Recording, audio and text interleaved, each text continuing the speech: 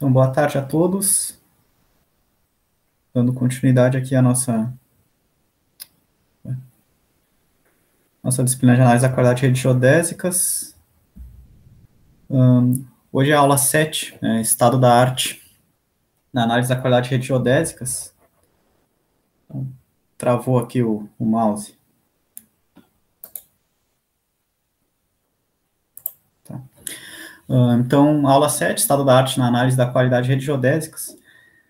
Então, aqui a ideia é trazer alguns artigos, né, dos mais recentes aí, né, dos últimos 5 anos para cá, em 2017 para cá, dentro desse tema, né, de análise da qualidade de redes geodésicas. Aqui eu busquei variar, né, variar os grupos de pesquisa, variar os periódicos, né, variar os temas também, né. Então, na primeira metade a gente vai ver trabalhos mais voltados ao controle de qualidade, né, que é o tema aí que eu mais tenho atuação, né, mais conhecimento, enfim, para poder entender os artigos e comentar com vocês. E depois do intervalo ali estão em outras áreas, né, mas também dentro desse escopo de analisar aí, né, os resultados das redes geodésicas. Bom, é óbvio que vai ter um viés na minha seleção aqui, né, é um monte de trabalho, né, pessoal, então, aqui é o resumo do resumo, né, das publicações. Os artigos também vão ser apresentados bem de forma superficial, né, então, resumo do resumo de cada trabalho, porque o objetivo aqui é vocês terem uma ideia geral, né, do que o pessoal está fazendo hoje em dia, né, em termos de pesquisa, né, dentro desse tema aí de redes geodésicas, né, então, quais são os temas, né, que o pessoal tá estudando, que tem uma maior relevância, vamos assim dizer, no contexto atual aí. Bom, então, o primeiro trabalho que eu selecionei é esse artigo de 2018, né, publicado no Survey Review, ali pelo Imparato, Teunissen e o Tiberius, que eles comentam a questão aí dos menores erros detectáveis, né, e os menores erros identificáveis do ajustamento. Então, aqui, a primeira coisa, né, aquela medida de confiabilidade que a gente viu na aula de confiabilidade, né, o MDB, né, o Minimal Detectable Bias, né, o menor erro detectável, ou também chamado confiabilidade interna, enfim, qual que é o tamanho, né, do menor erro em uma observação que o meu teste consegue detectar, né, então apontar, não, essa observação está com erro. Essa medida que a gente viu, ela é relativa ao teste global, tá, do ajustamento, né, que é naquele procedimento DIA, né, detecção, identificação e adaptação, onde a gente primeiro aplica o teste global para detectar erros, depois o data snooping para identificar esses erros, né. E aí na etapa de adaptação a gente identifica o outlier, né, a observação contaminada por erro, né, a mais provável, e remove ela e vai atualizando, né. Então, esse processo, né, o dia tem detalhes ali na penúltima aula de ajustamento 1. E aquelas medidas, então, esses MDBs, né, são para o teste global, tá? Como aqui nessa figura aqui, né? Então, aqui estaria a hipótese nula H0. A gente pode ter várias hipóteses alternativas, né, que é o erro em cada observação, né? Então, aqui, por exemplo, 3 observações, né? Só que esse MDB ele é relativo só ao teste global, aqui só a minha hipótese nula, né? Ele não é relativo ao que a gente faz na prática, tá? O que a gente faz na prática, né? A gente calcula a estatística de teste WI de cada observação, né? Então, cada uma delas tem uma probabilidade, né, de ser rejeitada ou não, quando a gente vai analisar todas as observações da rede, né? Ou seja, quando a gente vai analisar a estatística WI máxima em módulo, né? Então, aqui estaria, por exemplo, a região de aceitação da hipótese nula nesse cenário, né, com múltiplas hipóteses de teste, né, que aí a gente tem que todas elas têm que ser menor que o valor crítico, né. Então, a gente tem uma área para a hipótese nula aqui menor, né. Então, em outras palavras, né, o que a gente quer dizer? Que o teste global, tá, que a gente vai analisar todos os resíduos, né, de todas as observações e dizer é aceitável sim ou não, né, ele tem menos restrições para a minha hipótese nula, ou seja, né, para aquela hipótese que a gente assume que está tudo ok com o ajustamento, do que o teste que a gente aplica na prática, né, que é o data snooping com todas as hipóteses alternativas, né, então com todas as estatísticas de teste para todas as medições, né. Então aqui a gente tem, aqui é mais fácil da gente recusar a hipótese nula, né, porque a gente está aplicando mais testes, né. Então, em outras palavras, né, o que eles comentam? Que o meu MDB, o meu menor erro detectável de uma dada observação, quando eu testo todas as observações, né, então, ou seja, quando eu aplico o data snooping para cada medição, ele vai ser menor, né, menor ou igual, né, mas geralmente menor, que esse MDB teórico, tá, que veio lá da teoria da confiabilidade, né, para o teste global. Tá? Então, quanto mais testes individuais eu fizer, maior vai ser a minha chance de detectar erros, né, nas medidas.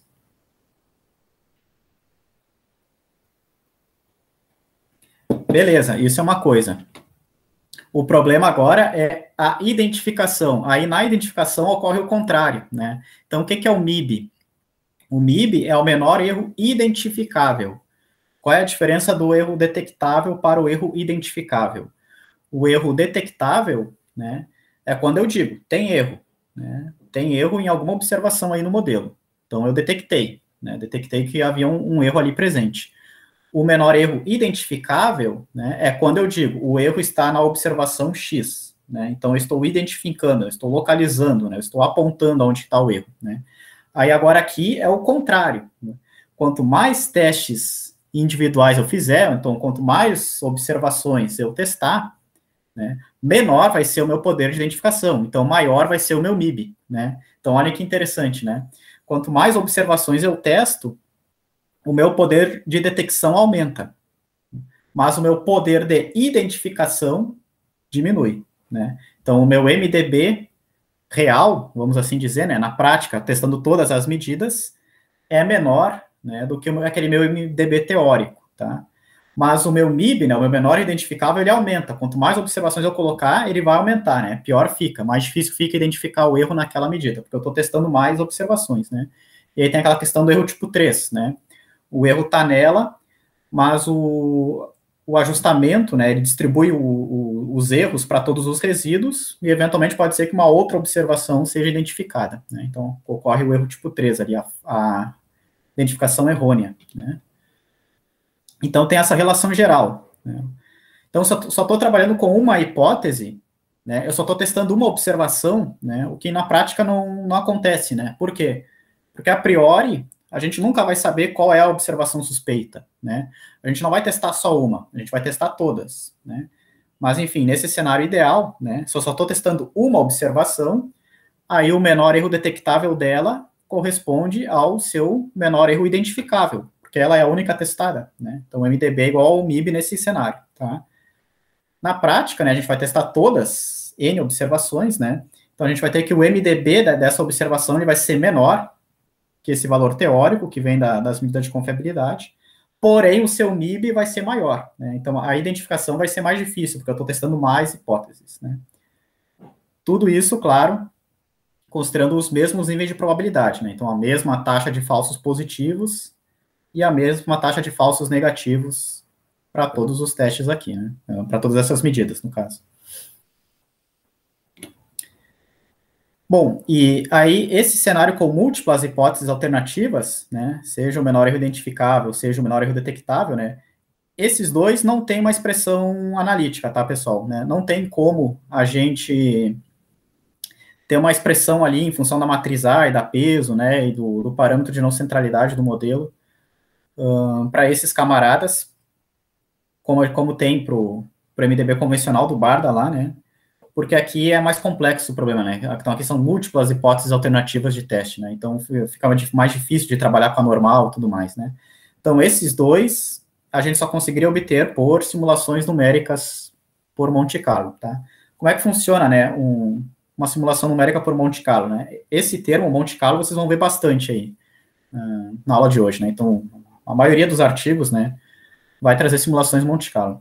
Então, a gente pode fazer o seguinte, né? Se a gente conhece a matriz A da rede, conhece a matriz peso, né, então conhece a geometria e a qualidade das medições, né, a gente pode simular erros, né, a gente pode simular erros, inserir esses erros, né, em valores ali aproximados de observações, né, e rodar os testes, né, fazer as simulações para ver o que acontece, né. Então, eu insiro um erro de magnitude X na observação Y.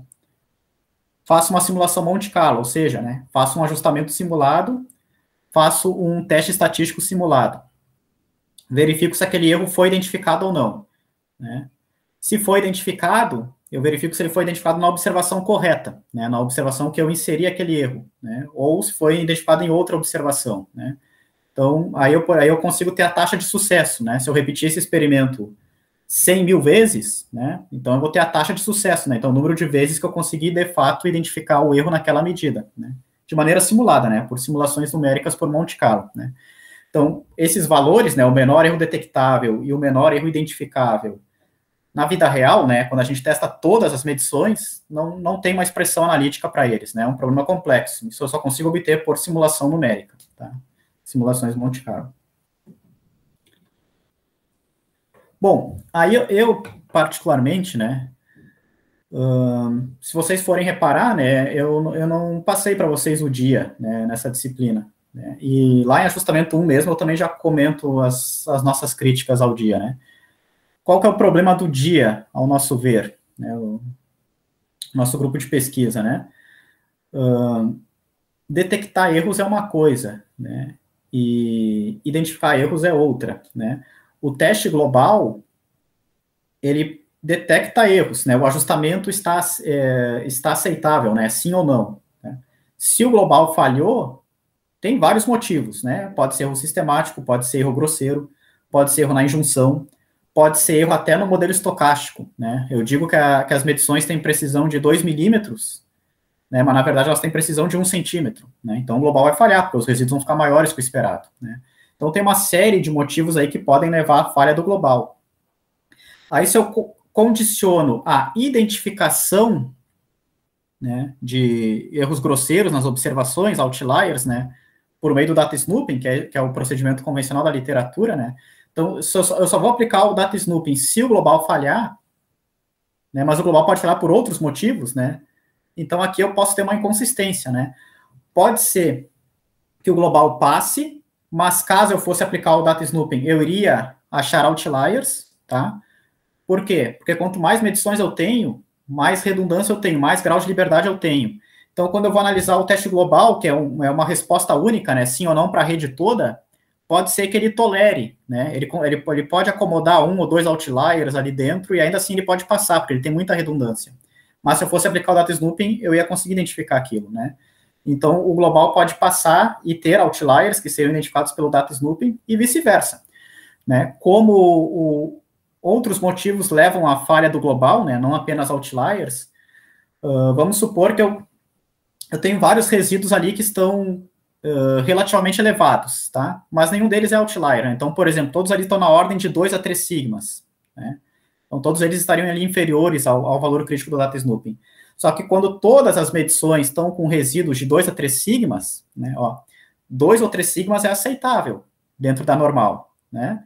Mas, se a gente for considerar que pela normal, 68% dos dados tem que ter um resíduo de até 1 sigma em módulo, mais ou menos 1 sigma, se todas as minhas medições, né, a grande maioria delas está com resíduo médio maior do que isso, né, 2 sigmas e meio, por exemplo, o global vai falhar, tá?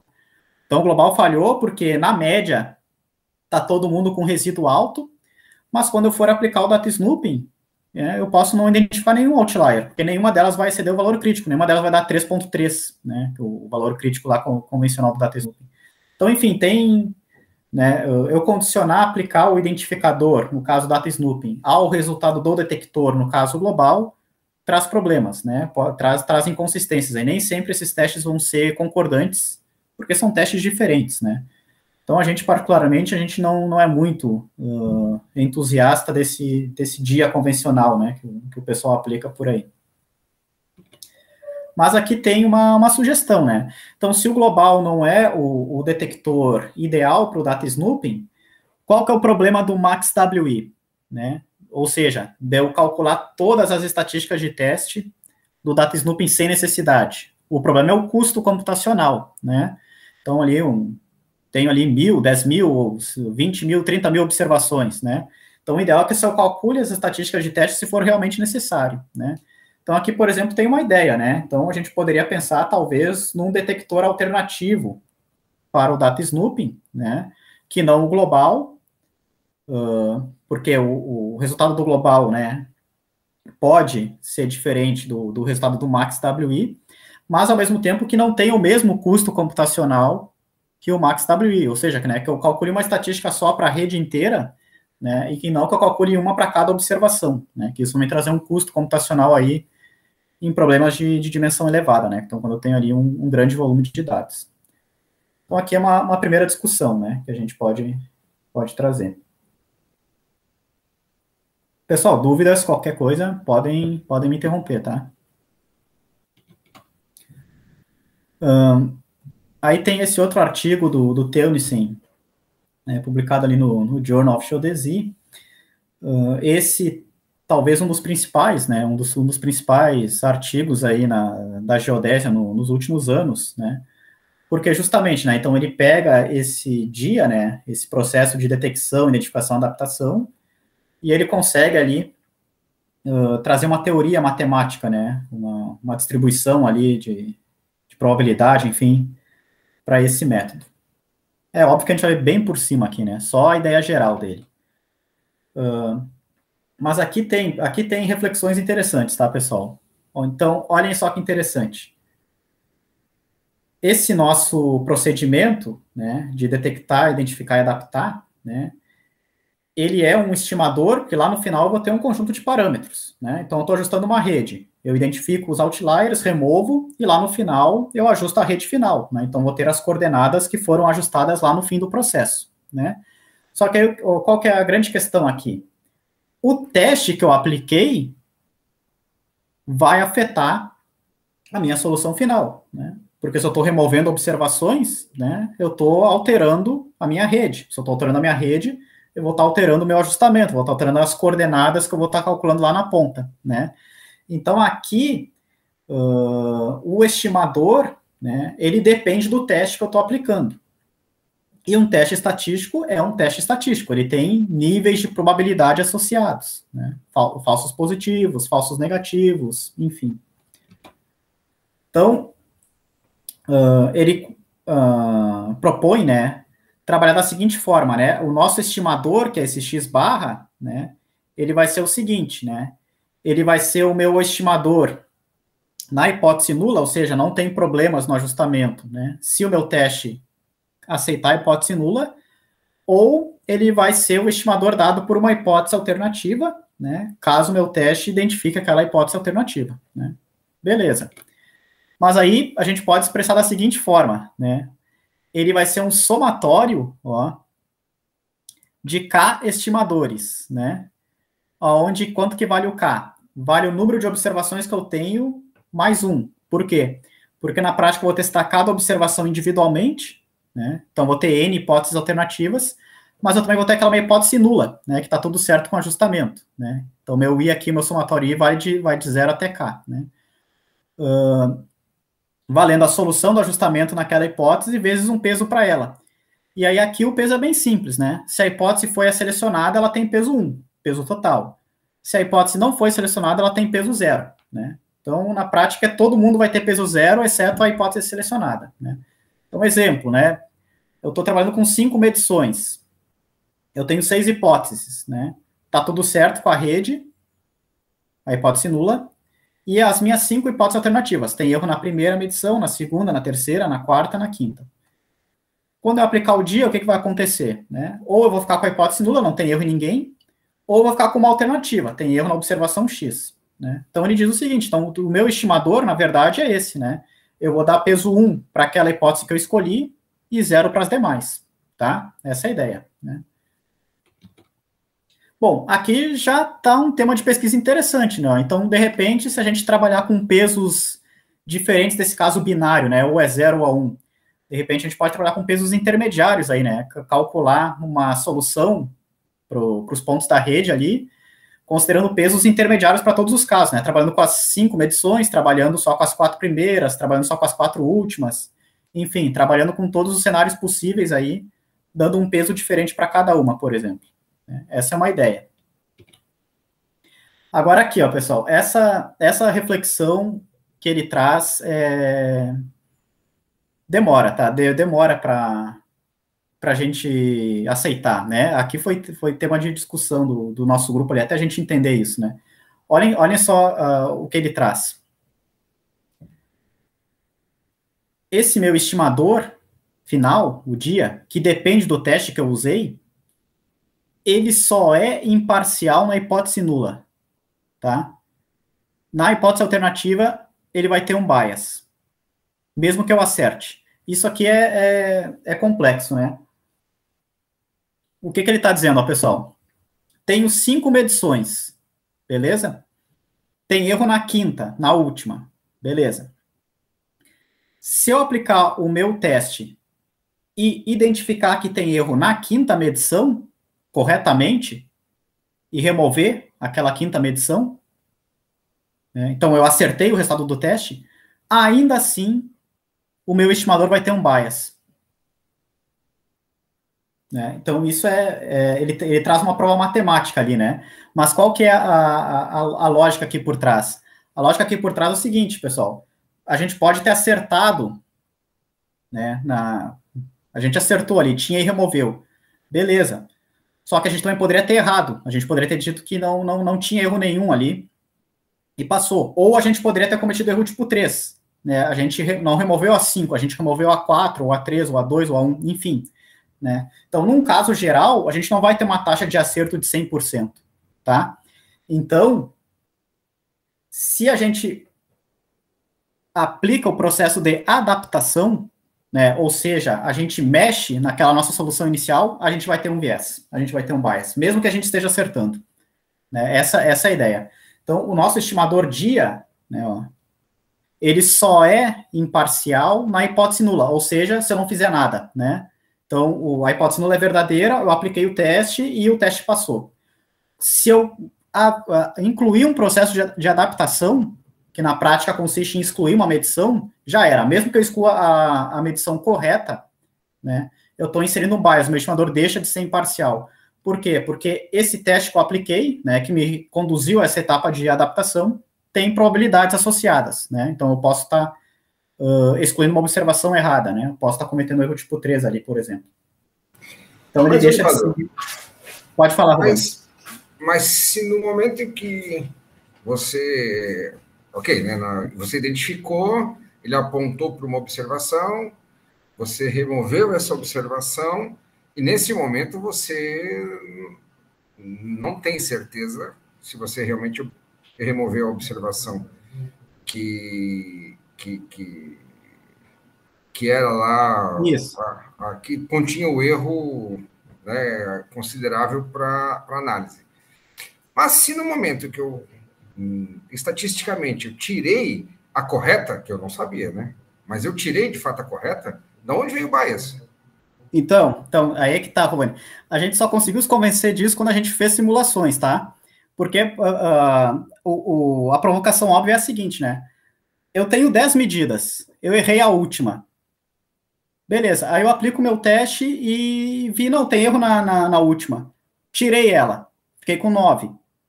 Na prática, vai dar o mesmo resultado que se eu só tivesse medido as 9 primeiras e não tivesse medido a última, concorda?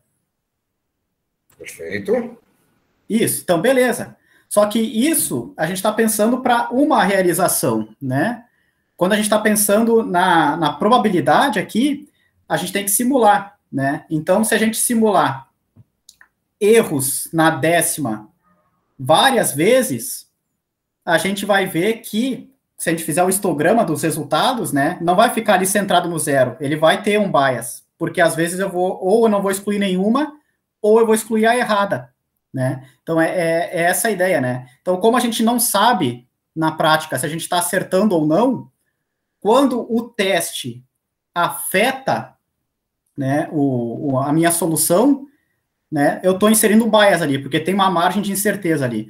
E o mais interessante é que isso não ocorre na nula, porque ó, na nula, né, então não tem erro nenhuma. E aí eu aplico o teste e o teste não acusou erro nenhuma, o teste não afetou. É aí que está o detalhe do negócio, né? O teste, ele não afetou. Eu tenho um ajustamento inicial, aplico o teste e vou continuar com o mesmo ajustamento inicial, né? Então, o teste, no fundo, ele não alterou em nada o meu estimador, né? O problema é quando tem adaptação, quando eu identifico o erro e tiro, né? Porque mesmo que eu acerte, esse teste que eu estou aplicando, que tem probabilidade de erro, está afetando o meu estimador. Eu vou ter uma outra solução quando eu excluir, né? Então, então beleza, para uma vez, beleza, né? Pode até pensar, né? Não, uma vez não vai ter o bias ali. Tudo bem, mas num caso geral, que eu não sei se eu acertei ou não, né? Então, a probabilidade ali pode ser que eu caia no zero, que era onde eu queria, né? Mas pode ser que eu também não caia, né? Então, então vai ter um bias, né? Então, eu vou inserir um bias aqui no meu estimador, né? Só não teria esse bias se eu acertasse sempre, né? Então, se eu... Mas é difícil, né? Não tem como a gente acertar sempre quando a gente aplica um teste, né? Então, se eu acerto sempre, ó, na hipótese alternativa, acertando sempre, ou em outras palavras, né? Sem aplicar o teste, sempre tirando a observação errada, aí beleza, aí eu removo o bias. Mas, num caso geral, fazendo um teste, e o teste sujeito a erros, se tem a adaptação, né? Se o teste identifica uma observação, eu removo ela, o meu estimador acaba tendo um bias, acaba tendo um viés ali. Não sei se deu para ficar melhor ou se... Mas é difícil, eu confesso que não é assim em 5 minutos, como eu estou trazendo para vocês, que eu me convenci também, né? A gente ficou bastante tempo para digerir essa ideia. Parece que, eu acho que talvez porque a gente, para simplificar o raciocínio, a gente acaba pensando sempre numa quantidade pequena, né, de observações. E aí, num caso como esse, né, tu vai fazer um teste, aquele exemplo simplificado que tu deu, né, de 10 medições, né, 10 observações. Eu vou remover uma, se eu consigo remover de fato só aquela, só tem ela errada, né? Então eu não tenho um pacote de observações, eu só tenho uma série de observações, a mesma grandeza, e então beleza. Se eu tirar, realmente, aí nesse caso específico, eu consegui eliminar aquela que estava trazendo erros que afetavam o meu conjunto de observações. Mas, claro, esse teste não é feito para essa situação, né? Isso, exato. É um teste mais pesado para uma quantidade. E aí, eu acho que aí é onde entra a dificuldade, né? Da gente conseguir humanamente enxergar isso sem fazer, né? Essas simulações, testes e verificar que realmente, de fato, acontece. Né? Isso aí, Robani. O Teonis, ele mostra matematicamente lá, né? Uma matemática pesada, mas nós, por exemplo, ali não, nós só testando para ver mesmo, né? Daí a gente fez simulações e a gente viu que de fato era isso que acontecia, né? Daí, beleza. Aqui até tem um exemplo, ó. É um outro artigo que eles publicaram depois, né? O Teonis e a Zamin Pardas, que é o exemplo mais simples, tá, pessoal? O exemplo mais simples de ver, mas que dá para enxergar. Então, aqui é o seguinte, ó. Em preto, a gente tem a probabilidade do nosso parâmetro, que o valor verdadeiro é zero, na hipótese alternativa, tá? Numa hipótese alternativa. Em azul, na hipótese nula. E em vermelho é esse estimador dia que a gente vai aplicar. Então, esse nosso teste sujeito a falhas, né? Então, olha que interessante aqui, ó. Esse exemplo vamos supor que é uma média, tá? Então, é uma média de duas medidas, tá? N igual a 2, né? E eu só tenho um parâmetro, que é a média. Né? Então, eu tenho duas medidas e um parâmetro. Eu tenho um ajustamento com um grau de liberdade, tá? E aí, eu só vou aplicar, eu não consigo aplicar o teste nas duas, né? Porque vai empatar ali, né? Eu não consigo identificar entre elas. Então, aqui, para simplificar a análise, vamos supor assim, ó, eu só vou testar a primeira. Eu não vou testar a segunda, eu só vou testar a primeira medição. Vou assumir que a segunda está isenta de erro. Só vou testar a primeira. Beleza. Aí, agora aqui, o que ele está fazendo, ó? Aqui é o gráfico, né, dessas três distribuições, considerando que a hipótese verdadeira é essa, é HI, ou seja, tem erro na primeira medição, tá? Aqui o erro vale 3 metros. Aqui o erro vale 4 metros. e aqui o erro vale 5 metros, tá? Esse erro proposital que teve. Então, olha só que interessante. Na hipótese alternativa, que é, tem erro na primeira medição, então aquela primeira medição vai ser sempre excluída, né? Se ela vai ser sempre excluída, ó, ela está aqui centrada no valor correto, né? Aqui na média zero, certinho, beleza. Já a hipótese nula é a seguinte, né? Não tem erro, né? Tá tudo ok.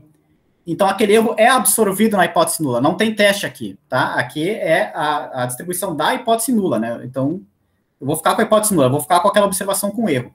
Então, ela está defasada, né? Ela está defasada em função do erro ali, né? Então, ela está centrada bem no bias ali, né? No 3.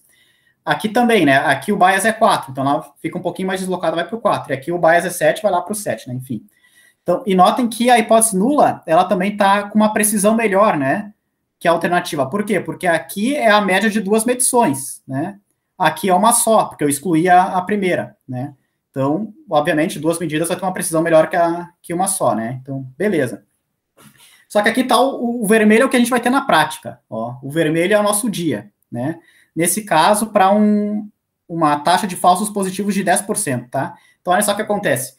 Quando o bias é pequeno, né, 3 metros, ó, em alguns casos eu vou ficar com a hipótese alternativa, né? Então, eu vou excluir aquela medição, e em outros casos eu vou ficar com a hipótese nula. Eu vou ficar com as duas. Então, aqui, ó, olha que interessante, ó.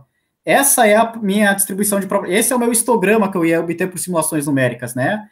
Eu ia ter valores próximos de zero, quando eu identifiquei e removi o erro, mas eu também ia ter valores ali, né, próximos de 3, que é quando o erro ficou absorvido, né, ficou dentro do estimador. Conforme eu aumento o tamanho do erro, ó, vai ficando mais fácil de eu identificar ele, né? Ó, então, a minha probabilidade do dia vai se aproximando da probabilidade correta, que nesse caso é a da hipótese alternativa, né? Até nesse caso aqui, 7 metros, não, 7 metros de erro é um erro muito grande, tá? É um erro muito grande aqui, então não tem como, né? Não tem como eu ter 7 metros de erro na primeira medição, eu aplicar o teste e isso não ser identificado, né? Então, beleza, aí o meu dia está coincidindo com a minha hipótese alternativa. Mas vejam, ó, depende do nível de... E aqui também, né, claro, uma probabilidade de 10%, né, de falsos positivos.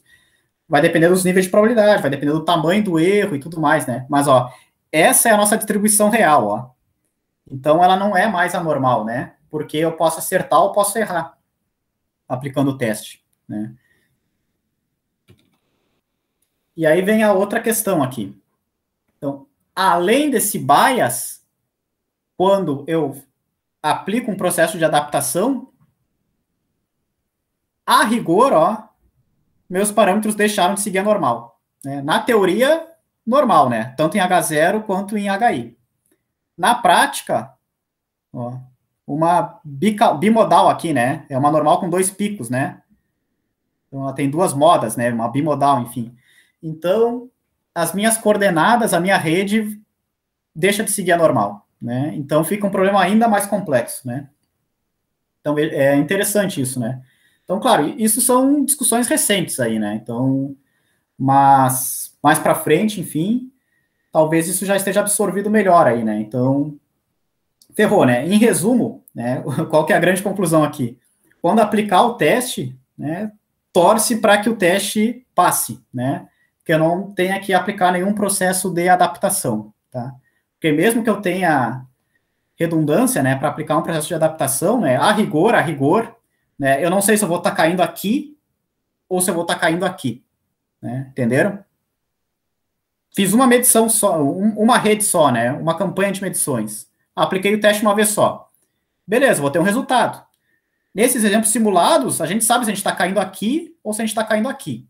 Na prática, a gente não sabe, né? Então, o processo de adaptação, a gente rejeita a hipótese nula, né? E adapta o modelo, né, exclui uma observação, enfim, né? Causa isso, né? Então, além de um bias, tira a normalidade da rede, né, dos parâmetros, enfim, das coordenadas.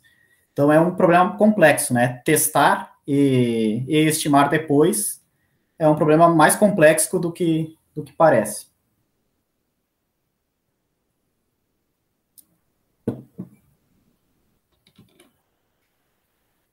Bom, um outro trabalho né, desse grupo de pesquisa da China, né, também bem atuante aí, foi publicado na Sensors em 2019, é o seguinte: quando a gente está falando de GNSS, a gente tem vetores, né, ou linhas bases, que são tridimensionais, né, são 3D. Então, esse vetor, se ele estiver contaminado por erro, né, ele não vai ter o erro só numa componente, né, ele não vai ter o erro só na componente X, só na componente Y ou só na componente Z, né.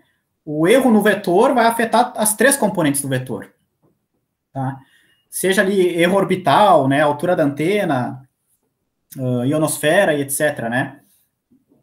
Então, tendo um erro naquele vetor, ele vai afetar as 3 componentes, né, x, y, z daquele vetor. Então, nesse artigo, eles propõem o seguinte, né? Se eu fosse aplicar o DataSnoop convencional aqui, numa rede GNSS, o que eu teria? Eu teria, para cada vetor, 3 medidas. Um delta x, um delta y, um delta z, né? Então,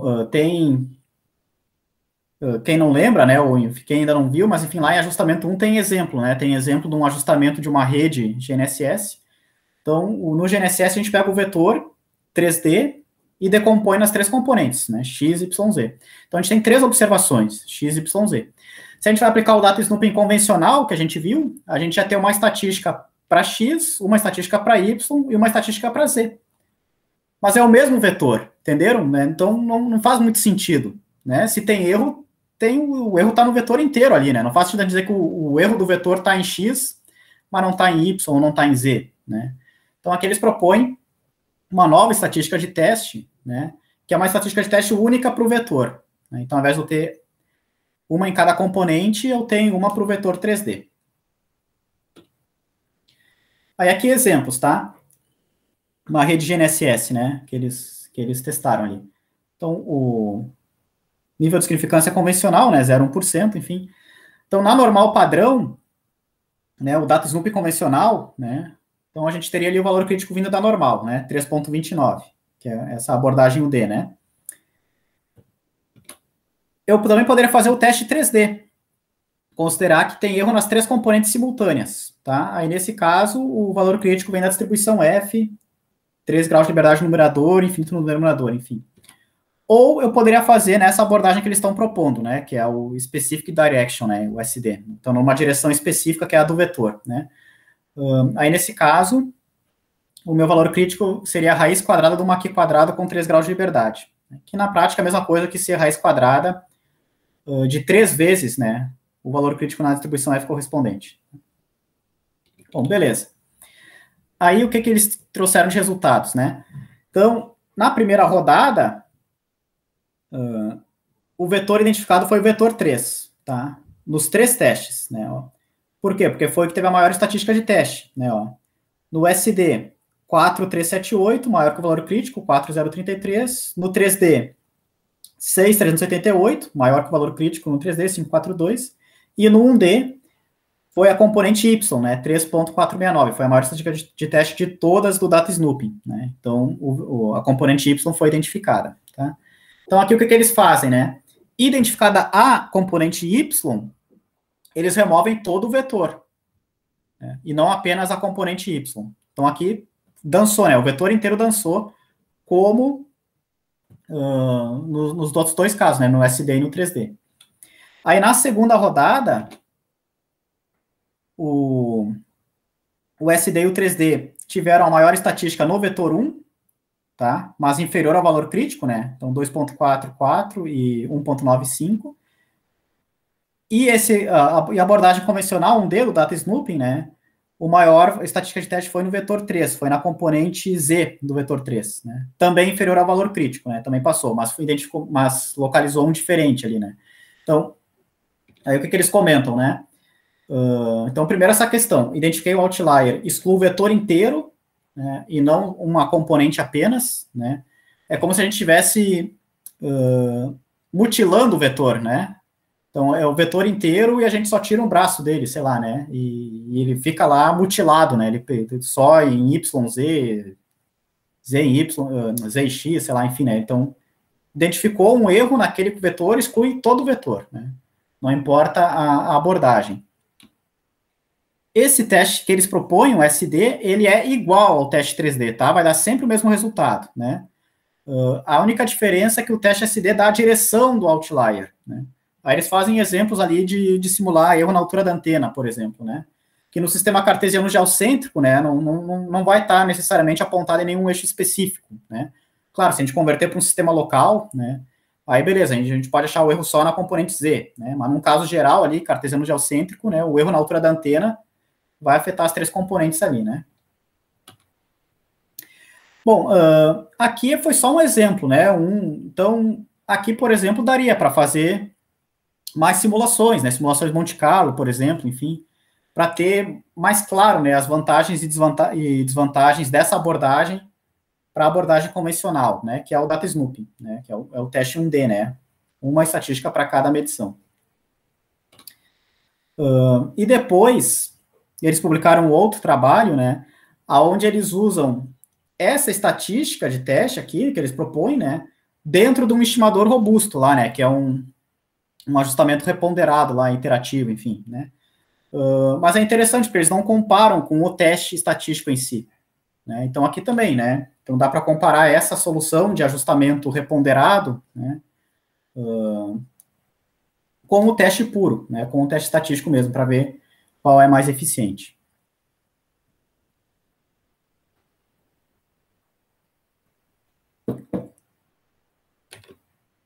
Bom, aí um outro trabalho desse grupo de pesquisa, né, publicado esse ano, né, no Journal of Geodesy.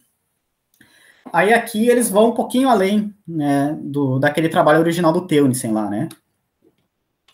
Então, algumas grandezas desse estimador dia que a gente viu, né, como probabilidade de correta identificação, né, e o menor erro identificável, né, não tem expressão analítica.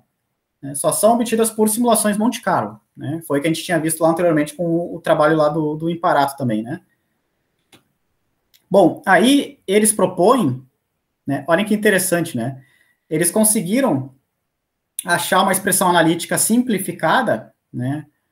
Para a probabilidade de correta identificação e o menor identificável, né? Bem como para o bias, né? Para aquele bias e para a MVC dos parâmetros, né? Em cada hipótese. Eles fazem algumas suposições e conseguem achar uma expressão analítica, tá? Aí que interessante, ó. Aí eles comparam essa solução analítica que eles encontraram com o Monte Carlo, né?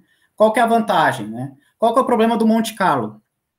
É o custo, né? Então, por exemplo, se é um posicionamento GNSS em tempo real, né? Eu quero ter a posição ali instantânea, né? Um RTK, um PPP em tempo real, enfim.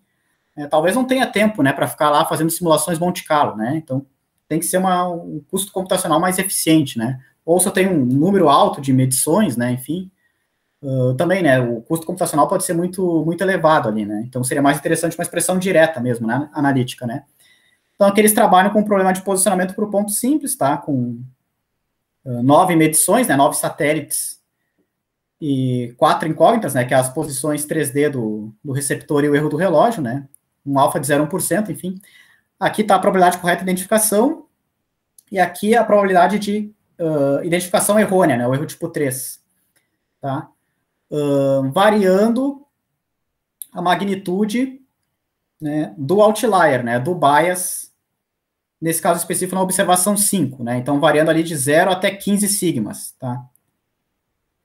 E aí, linha contínua é o Monte Carlo, e essa linha meio tracejada, né, é a solução analítica deles. Então, notem, né, ó, bate na tampa com o Monte Carlo, né, dá uma diferença muito, muito, muito pequenininha, né, negligenciável em termos práticos, né.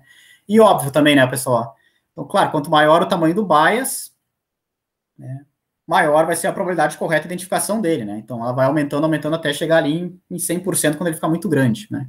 Então, ó, com isso, eu tenho uma solução analítica para o meu MIB, né. Então, por exemplo, ó, taxa de falsos positivos de 0,1%. Probabilidade de correta identificação de 80%, ó, tá aqui, né? Caiu aqui no meio, né? 7 sigmas e meio, né? Vamos assim dizer, 7,5 sigmas. Então, esse é o meu MIB. Esse é o menor erro identificável para essa minha medição, né? Ou seja, para o sinal do satélite 5, né? Então, eu consigo identificar um erro de 7,5 sigmas, né, nesse sinal, tá? Identificar, não detectar, né? Então, uma solução analítica para o MIB, né? Então, notem como a importância desse trabalho, né? E aqui é muito interessante, ó. Aí aqui a gente tem o bias em cada parâmetro, né? No caso, só as 3 coordenadas do receptor, ignorando o relógio, né? X, Y, Z. Tracejado pela solução analítica deles, né? Contínuo pelo Monte Carlo, que seria a referência, enfim. Aí para o satélite 1 em vermelho e para o satélite 5 em azul. Aí olha só que interessante, ó. Em todos os casos, ó, pessoal, né? Aqui a gente tem o valor do bias em sigmas, né? De 0 a 15 sigmas. Notem que o padrão, ó, o bias no parâmetro, ele aumenta até um determinado valor e começa a diminuir. Sempre. Ó. Por quê? Porque se o bias é muito pequeno, ele vai afetar pouco o parâmetro. Ok. Né? Então, conforme eu vou aumentando o bias naquela observação, o erro naquela observação, o bias no parâmetro vai aumentando também. Beleza. Mas tem um ponto aqui, ó, que ele começa a diminuir. Por que isso? Porque a partir daquele valor, o erro é tão grande que ele é identificado, né? Então ele é removido, né? Então isso é interessante, né? Ó. Então a partir de um certo valor, beleza, né? A probabilidade que eu tenho de identificar é tão alta que eu vou conseguir remover aquele bias, né? Então, em resumo, o problema não é um bias muito grande quando a gente pensa nos parâmetros.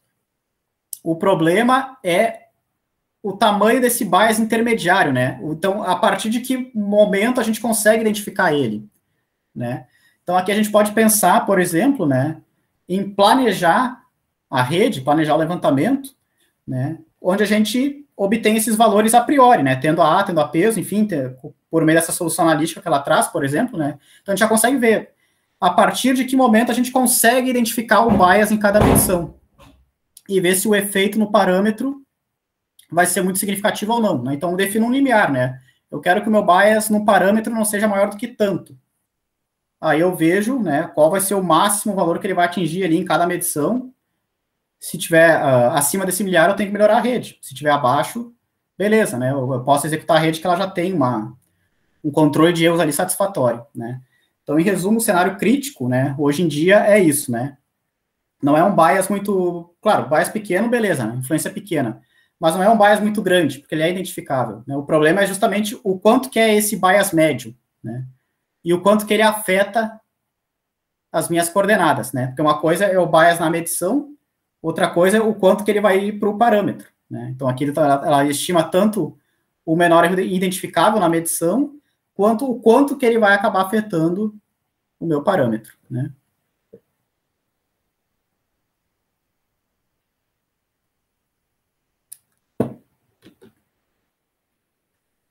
Bom, aí agora um trabalho do nosso grupo de pesquisa já, né? Então, o Stefano liderando, né? Ele está fazendo doutorado lá no IME, no Instituto Militar de Engenharia. Esse trabalho, a gente teve a participação do Baselga, né? Que é um pesquisador espanhol bastante influente também na área, ele colaborou com a gente. Foi publicado esse ano também, né? Um artigo recente aí na Mathematical Problems Engineering. Então, qual que é a ideia aqui? A ideia aqui é o seguinte, ó, pessoal. Quando a gente está trabalhando com os mínimos quadrados, com ajustamento convencional, beleza, né? A gente tem uma matriz de covariância para os resíduos lá e consegue fazer os nossos testes e tudo mais, né? Se a gente está trabalhando com outro estimador, como a norma L1, que é um estimador robusto, né? A norma L1, ela minimiza a soma dos resíduos em módulo, né? É uma outra solução, né? Diferente do MMQ, que minimiza a soma do quadrado dos resíduos, né? Então, é um outro estimador, né? Vai me dar um outro resultado. Então, esse camarada, a norma L1, não tem uma expressão para o vetor dos resíduos, tá? Depende, inclusive, né, de como que a gente calcula a norma L1, né? Depende do método de cálculo numérico dela ainda, né? Então, enfim, não tem. Se eu não consigo calcular quanto que é o desvio padrão do resíduo, né, eu não consigo ter um valor de referência para o teste. Né, eu não sei se um resíduo é aceitável ou não, se eu não conheço qual que é a precisão daquele resíduo. Né. Então, na norma L1 é mais complicado da gente aplicar esses testes. Tá? Então, aqui a nossa proposta é, de novo, né, então a gente faz simulações Monte Carlo, a gente vai inserindo erros ali, né, nas medições, para obter essa MVC dos resíduos, para obter essa matriz de covariância dos resíduos. Tendo essa matriz de covariância dos resíduos, aí a gente consegue definir os valores críticos de teste. Tá? Por quê? Porque daí eu quero uma taxa de falsos positivos de 1%. Né? Então, beleza. Então, eu ordeno ali todos os meus resultados e vejo, 99% está abaixo disso, né? 1% está acima. Né? Então, com o Monte Carlo, a gente consegue resolver esse problema. Tá? Tanto da MVC dos resíduos, né? Quanto dos valores críticos de teste. Aí, os resultados que a gente obteve foram tanto interessantes, tá? Ó, 3 redes de nivelamento. Essa aqui com menor redundância, essa média e essa maior, né? Todas elas, o Stefano fez da seguinte forma, né? Aqui, ó, pessoal, cada vértice tem 3 medições, tá? Nessa aqui, cada vértice tem 4 medições, né, ou conexões. E nessa aqui, cada vértice tem 5, tá? Medições ou conexões, né? Em todas elas, né? Então a gente tem isso, né? Aqui a menor, aqui a maior, né? A intermediária, desculpa, e aqui a maior redundância. E no fundo, em todas elas a gente tem todo mundo com todo mundo, ó. A gente tem todas as medições possíveis, né? Todos os vértices com todos os vértices, tá? Por que a gente fez isso, né? Para não ter nenhum critério subjetivo aqui. Ah, não, mas essa aqui é mais redundante aqui ou lá, não. Então, essa aqui tem 6 medições, 3 graus de liberdade, essa aqui tem 10, 6 graus de liberdade, essa aqui tem 15, 10 graus de liberdade. Nessa aqui só tem 3 medições por ponto, essa aqui só tem 4 e essa aqui só tem 5 para todo mundo, né? Então, aqui é claro, tá, pessoal? Essa é a melhor rede em qualquer aspecto, essa é a pior rede em qualquer aspecto, tá? Todas elas com ponto de controle apenas também, né? Enfim.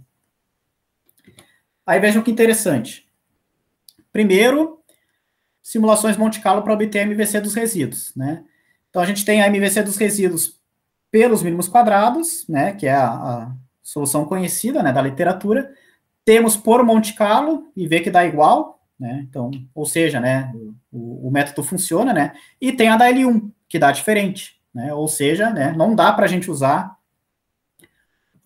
a matriz de covariância dos resíduos da L2 quando a gente está trabalhando com a L1, né? Tem que gerar por Monte Carlo mesmo, né? Por simulações, porque ela não tem uma expressão analítica. Beleza. Agora, o legal foi aqui, ó. Então, agora a gente tem, ó, para as 3 redes, né? A, B e C, tá? O valor crítico de teste para diferentes níveis de significância, né? Desde 0,1% até 10%, tá? Aqui é o valor teórico na normal padrão, né? Enfim. Aqui para o data snooping, né, para o MMQ, e aqui para a norma L1, tá? Em cada caso. Olhem que curioso.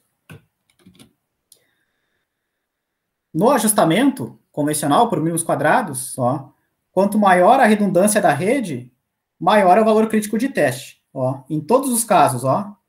Então, por exemplo, aqui, ó, para um alfa de 1%, valor crítico na rede A, 3,1. Na rede B, 3,28. Na rede C, 3,41. Todos, sempre, tá? Não importa o nível de significância, né? Quanto mais redundância, maior o valor crítico de teste. Tem uma relação direta. Na norma L1, não. Ó, na norma L1 aconteceu esse caso curioso. Ó. Os maiores valores foram sempre para a rede intermediária e os menores foram ou para de maior redundância ou para de menor redundância. Então, não tem uma relação direta, curioso, né? Então, aqui é uma particularidade interessante da norma L1, né? O valor crítico não tem relação direta com a redundância da rede, ao contrário do ajustamento convencional, né? E, além disso, né, se a gente for comparar 1 a 1, né, taco a taco aqui, né, o valor crítico da norma L1 é sempre maior que o valor crítico do ajustamento, né, convencional, do MMQ, tá? Mantendo o mesmo nível de significância, né, para ambos os casos. Por quê? porque a norma L1 é um estimador robusto, né? Então, ela tende a ser realmente, né? Os outliers vão ter resíduos maiores e quem não é outlier vai ter resíduo menor em comparação com a L1, tá? Então, ela é como se fosse uma... Desculpa, em relação ao ajustamento convencional, né? Então, ela vai nos gerar um histograma mais achatado, vamos assim dizer, né? Pensando ali para os resíduos. Então, o valor crítico de teste dela acaba sendo maior mesmo. Bom, o que daria para continuar aqui, né, nessa sequência? Então, daria para comparar o desempenho deles, né? Aqui a gente só comparou o valor crítico, né? Mas a gente não chegou a comparar, de fato, o desempenho, né? O sucesso na identificação de outliers, né? Entre um e outro. E talvez integrar os dois, né? Que, inclusive, é algo que o Stefano tá vendo no seu doutorado, né? Então, de repente, ó, tem casos em que a L1 é mais eficiente, tem casos em que o nosso ajustamento convencional é mais eficiente. Então, de repente, ao invés de usar só um ou usar só outro, né, a gente poderia, talvez, pensar numa integração entre os dois, né, nessa questão aí de identificação de outliers. Né? De repente, um deles é mais eficiente para esse tipo de rede, né, o outro deles é mais eficiente para esse tipo de rede, enfim. E aí achar uma regra de decisão aí que mescle as duas abordagens.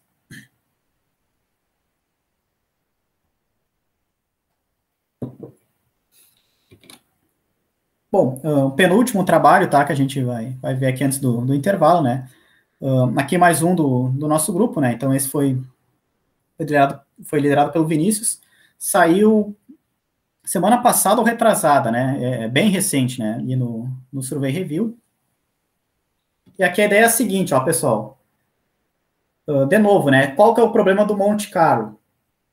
É o alto custo computacional, né, para métodos em tempo real, para grandes redes, né? Então, aquela rede de nivelamento altimétrico do IBGE, 70 mil desníveis. Quanto tempo ia demorar, né?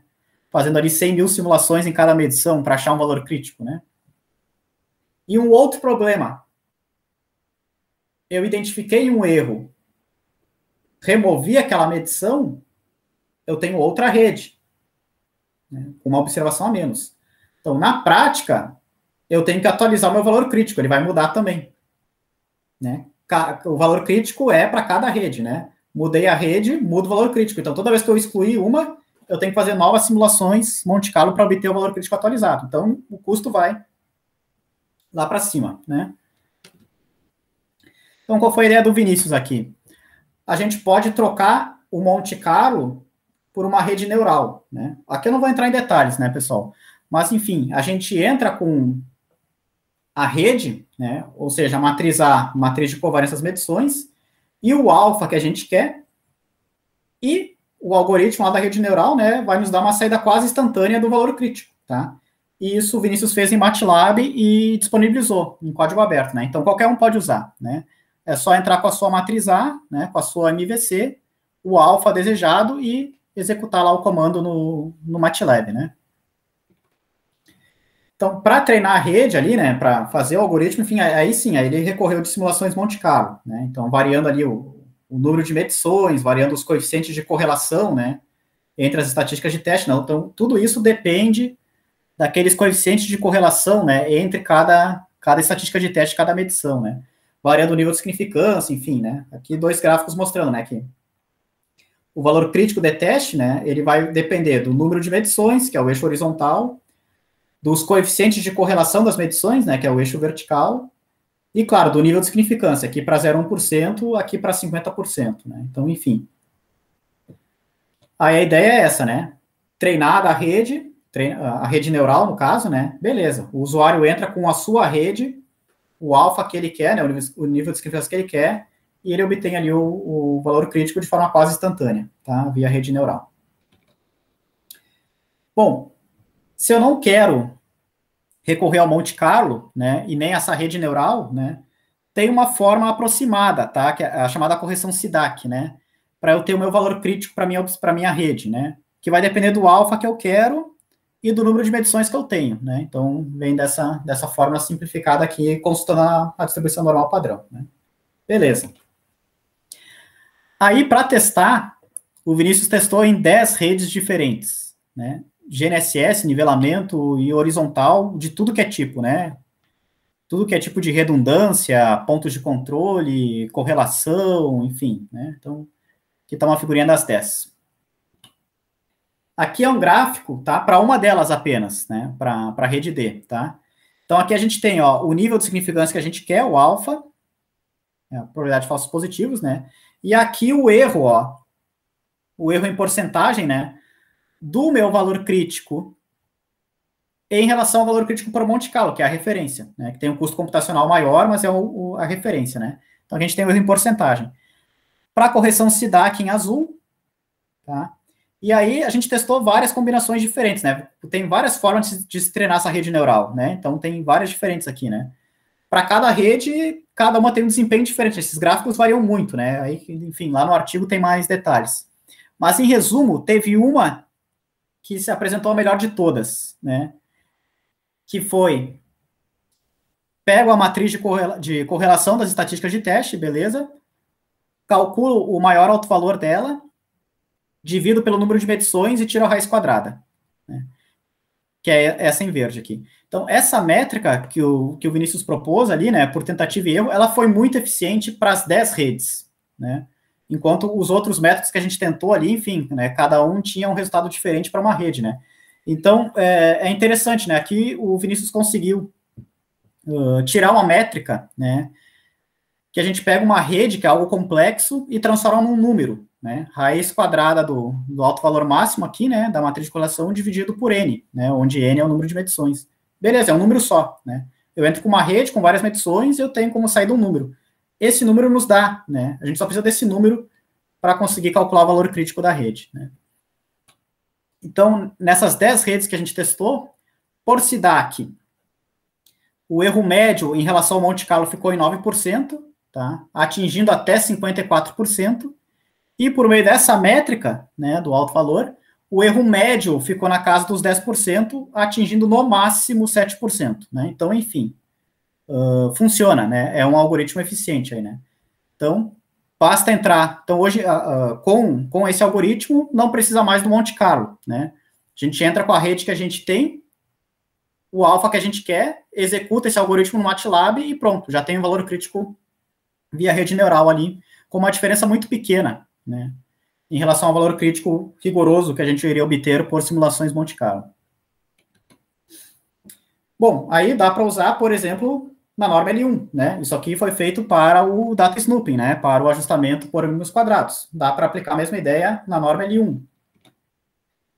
Dá para usar outras métricas aqui, né? Então, por exemplo, o Prozinski, né? Ele tem várias métricas, né? O tema dele é observações correlacionadas, né? Como as estatísticas de teste têm correlação, daria para, de repente, usar uma das métricas que ele propõe nos seus artigos lá, ver se melhora a rede neural também.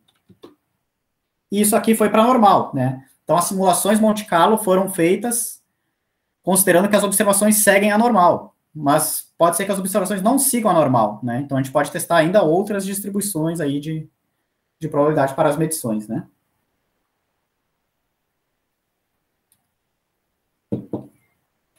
Que, inclusive, é o gancho aí para o último trabalho, tá? Que a gente vai ver agora antes do intervalo, né? Então, esse é um pouquinho mais antigo que os demais, né? De 2015, né, publicado ali na Estúdia, Geofísica Geodaética, né? Mas ele é também, né, um dos mais relevantes aí, né? Então, pelo Lehmann, né, que é um dos pesquisadores mais influentes aí na atualidade também nessa parte de controle de qualidade. E aqui a ideia é justamente essa, né, pessoal? Ó, a gente viu erro na observação, erro sistemático no modelo, erro em injunção, e até como estimar o modelo estocástico, né, variâncias e covariâncias. Mas em nenhum momento a gente contestou a premissa que os dados seguem a normal, que as nossas medições seguem a normal. Será que isso é verdade? Né? Será que isso é verdade em todos os problemas da geodésia? Né? Então, a nossa solução pelo ajustamento, tá, pelo método dos mínimos quadrados, é aquela solução geral, né, do modelo paramétrico. Ali não tem nenhuma suposição se segue normal ou não, né? Então, tanto faz a distribuição das minhas medições. A solução do ajustamento é sempre a mesma, tá? Do ajustamento pelo método dos mínimos quadrados. Não importa se as minhas medições seguem a normal ou não, eu tenho uma solução geral, né? Uma expressão geral ali que não depende da distribuição das medições. Beleza. Então, inclusive, né, pode ser assimétrica, né, para a esquerda ou para a direita, enfim, ó. Pode ser anormal, pode ser mais achatada, né, como essa de Laplace, né, ou pode ser ali mais alongada, enfim, né, não importa. Aonde que está o problema? O problema é quando a gente quer justamente isso, né, quer analisar a qualidade do ajustamento. Tem erro, não tem erro, construir aquelas regiões de confiança, né, as elipses de erros, por exemplo. Ali a gente está assumindo que seguem a normal, tá? Né? Então, quando a gente está fazendo testes de hipóteses, né, ou quer construir intervalos de confiança para os parâmetros, aí a gente tem que assumir uma distribuição de probabilidade, né? E a gente sempre assume a normal, tá? Bom, tem testes, tá? Tem testes na literatura que a gente pode aplicar para dizer, não, os dados seguem a normal ou não seguem. Qual que é o problema desses testes? Né? Eles, em geral, são feitos para eu pegar uma mesma tipo de observação e repetir várias vezes, né? Então, vou medir uma distância 100 vezes. Aí, beleza, eu meço aquela distância 100 vezes e faço um teste para dizer se aquela distância segue a normal ou não, né? Uma rede geodésica é mais complexa, né? Na prática, na geodésia, a gente tem redes, onde a gente tem vários tipos de observações e temos as coordenadas dos pontos, né? Que são grandezas indiretas ali, né? Que a gente não consegue medir, né? Então, fica complicado, né? Tem limitação da gente pegar esses testes da literatura para a normalidade dos dados, né? Feitos lá para o pessoal da matemática, da estatística, e aplicar nos nossos problemas reais da geodésia, né? Que são redes aí, que é um problema muito mais complexo. Aí o Lehmann propõe usar esses information criteria, né? Critérios de informação do Akaike, enfim, né, tem detalhes no artigo lá, não vou entrar em detalhes aqui, né? Mas é uma sugestão aí para a gente escolher, né? Dentre as distribuições possíveis, né? Das medições, qual a mais provável, tá? Como se a gente fosse testar a normalidade dos dados ali. Aí ele traz um exemplo de regressão linear, né? Que é o mais simples, né? Então a gente tem uma reta e os pontos ali, né? A gente tem um conjunto de pontos e ajusta a reta, né? Por mil quadrados ali, enfim. Aí tem resultados. Alguém falou alguma coisa? Eu ia pedir para o senhor repetir, você falou em questão de ser a mais provável, eu não entendi isso, como o senhor terminou aí. É uma sugestão de estudo, não entendi, ou é a solução? Não, então aqui é o seguinte, o Eliel, né? Isso, fui eu mesmo. Tá, então aqui é o seguinte, Eliel. Aqui a gente faz o teste depois, né? Aqui então assim, ó, a gente fez a medição, ajustou a rede, beleza. Só que a gente não sabe se aquelas medições que a gente realizou seguem a distribuição normal. Isso é uma suposição que a gente fez. Pode ser que siga, pode ser que não siga, né? Então, tem como a gente aplicar um teste. Eu vou fazer um teste estatístico onde o resultado do teste vai me dizer segue a normal ou não segue a normal, tá? O problema é que esses testes, em geral, né, eles são construídos para esse caso mais simples, que eu não vou ter uma rede. Eu só vou ter uma medição, né, uma distância, um ângulo, enfim. E eu vou repetir aquela medição várias vezes e vou aplicar o teste, né? Vou ter os resíduos em relação à média, por exemplo, né, e aplico o teste. Não é a nossa realidade na geodésia, né? Na geodésia é um problema mais complexo, né? A gente vai medir ângulo, distância, ângulo zenital, desnível, enfim, né? E vai ter várias fontes de erro ali, né? Centragem e tudo mais. E vai ter ainda as coordenadas dos pontos que a gente não conhece ainda, né? Então, tudo junto e misturado na rede ali, né? Então, é complicado a gente aplicar esses testes para os nossos problemas, tá? Então, aqui o Lehmann propõe usar esse tipo de análise, né? Que é o Akaike Information Criteria, né? Que eu não vou entrar em detalhes aqui, né? Tem no artigo dele, mas, enfim, daí por meio desse método, a gente consegue selecionar qual seria a FDP, né, a função de densidade de probabilidade das minhas observações, dentre as que eu defini, claro, né, tem um número infinito na prática, né, então eu tenho que, não, ou segue essa, ou essa, ou essa, eu defino os candidatos, tá, E aí esse método permite me dizer qual deles é o mais provável. Deu para entender melhor agora se é anormal ou se não é, por exemplo? Entendi, agora entendi, sim. Então aqui, por exemplo, daí como é que ele mostrou no exemplo, Eliel? Daí ele fez o exemplo... Na verdade, seria mais complicação de uma topografia local, isso daí. Ou uma geodésia local, uma rede local. Isso, é. Então, ele não testou numa rede, né? Poderia testar, mas não testou. Ele testou numa regressão linear, né? Que é o mais simples. Né? Então, o que ele fez? Pegou ali, testou para 30 pontos, tá? E testou para 100 pontos, né? Para ver também o quanto que o número de observações afeta, né? Então, para 30 pontos, ajusta uma reta. Para 100 pontos, ajusta uma reta. Beleza. Aí ele simulou, né? Então, eu quero saber se o meu método é eficiente. Vou simular, né? Então, ele simulou casos em que os dados seguiam a normal, casos em que os dados seguiam uma outra distribuição que não é normal, que é a chamada distribuição de Laplace, e casos em que ela seguia uma normal contaminada, tá? O que é uma normal contaminada, né? Ela é anormal, só que tem outlier junto, então ele aumenta a variância dela, né? Então ele simulou para outlier de 3 sigmas e para outlier de 10 sigmas. Beleza. 4 cenários. E aí, para teste, ele considerou 5 possibilidades, né?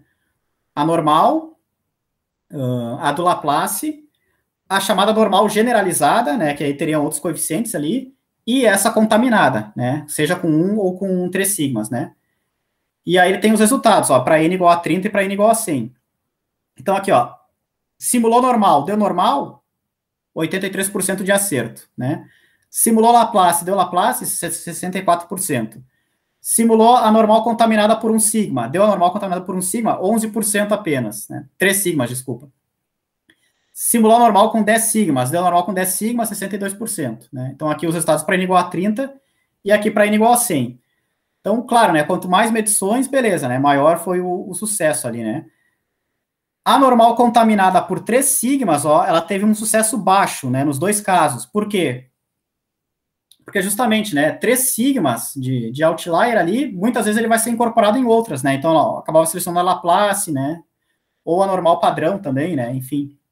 Já quando era 10 sigmas, beleza, era um erro muito grande, né? Aí ela estava bem diferente da normal padrão, aí ele conseguia ter um sucesso maior, né? Mas aqui, o que ele fez? Ele fez, embora ele discutiu, né, trouxe toda a discussão do problema na geodésia, mas nos exemplos ele fez regressão linear, né? E regressão linear para um número elevado, né? 30 medições aqui ou 100, né? Então aqui, por exemplo, aqui é um tema de pesquisa em aberto, tá, pessoal, né? Então a gente geralmente assume que os nossos dados seguem a normal, né? E dali a gente constrói todas as nossas análises, né? Então aqui a gente poderia, por exemplo, ver quais são os dados que de fato seguem normal, né? Estação total, né? Laser, enfim, GNSS, né? Nivelamento, nível, enfim, o que segue normal, o que não segue normal nessa história, o que pode não seguir a normal, né? Em condições ideais, claro, talvez todos sigam, né? Mas o que pode afetar aí, né? O que pode fazer com que deixe de seguir a normal em cada caso? E qual é a limitação que eu tenho, né? Então, para uma rede real, né? Se eu consigo, de fato, identificar isso ou não, né? Porque não necessariamente eu vou ter, né? Uma reta tem 2 parâmetros só, pessoal, né? O coeficiente angular e o linear, né? 2. Então, aqui eu tenho 30 medições, ou 100, e 2 parâmetros. Eu tenho um número de redundância absurdo aqui, né? Nesses testes que ele fez. Na prática, eu não vou ter tanta redundância assim, né? Então, e aí? Eu consigo, né? Eu consigo, de fato, identificar a distribuição de probabilidade das minhas medições com redes convencionais aí, né? Que a minha redundância não vai ser tão alta. Ou isso aqui realmente é um problema, né, que a gente tem que assumir que é anormal e ponto final, porque na prática não tem como a gente contestar, entenderam? É um tema em aberto também, né? Qual é a distribuição da... Pode falar. Não, eu queria fazer um parâmetro aí, é porque a gente está caçando tema, né, para pesquisa, né?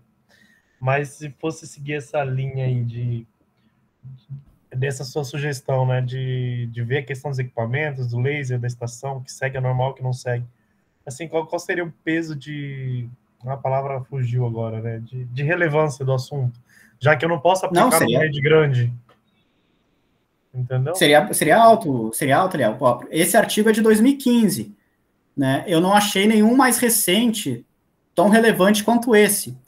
Então, é um tema que é um tema mais complicado mesmo, né? O pessoal não vai muito por essa linha, entendeu? Né? Mas é algo que talvez quem tenha mais experiência também, né, com o processamento aí de dados pode dizer, né, se de fato observa isso, né? Eu tenho dúvidas, né? Será que a gente pode realmente dizer que tudo que a gente mede segue a normal, né? Entendeu? Então, aqui é um assunto interessante, aqui é um tema de pesquisa interessante, é um desafio, né? Não é muito investigado, mas tem relevância sim, porque tudo que a gente viu, né, até a aula de hoje, no fundo a gente assumia normal. Então, se essa nossa suposição está errada lá no início, então toda a conclusão dos nossos testes vai tudo errado, né? Entendeu, Eliel? Então, é um assunto interessante aqui. O senhor vai... lá no material que o senhor subiu, tá esse artigo completo lá? Não, eu não coloquei os artigos, porque como são vários artigos, vai ficar muito pesado. Mas se alguém tiver interesse em um artigo em específico, aí é só falar que eu encaminho. Tá, eu queria esse daí, professor. Beleza. Depois eu te passo ele, então.